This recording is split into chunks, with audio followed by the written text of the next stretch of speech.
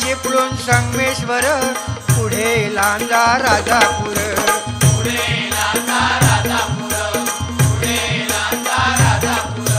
दापोली खेड गुहागर रत्नागिरी जिल्ह्यावर